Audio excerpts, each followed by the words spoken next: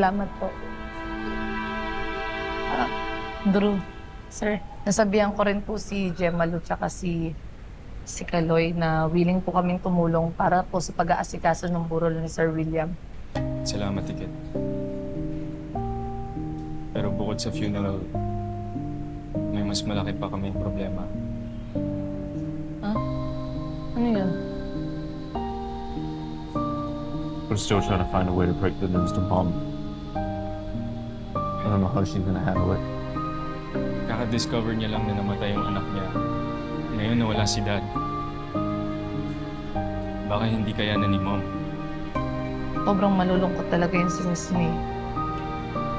Pero kasi para sa akin lang mas okay siguro kung kayo na mismo magsabi kaysa sa iba niya pa malaman, di ba?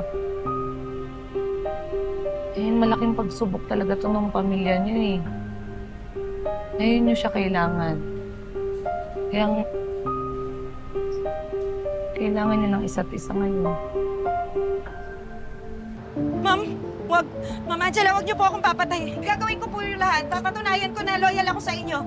Gagawin ko po yung utos niyo. Dami mong sinasabi! Shoot her now! Do it!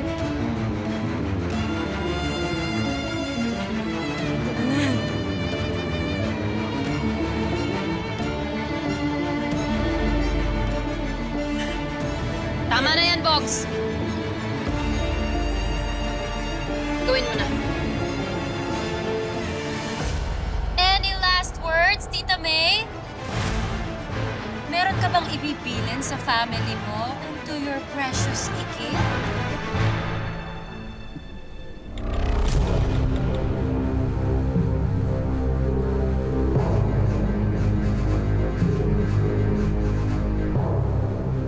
It's just ringing.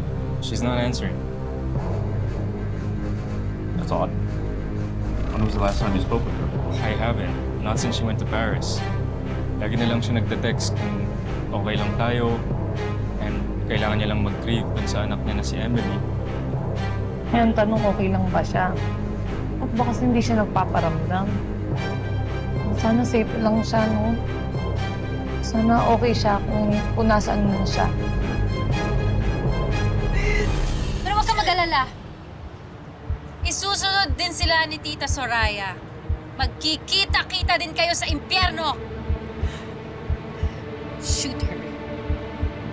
Angela, Angela, Angela.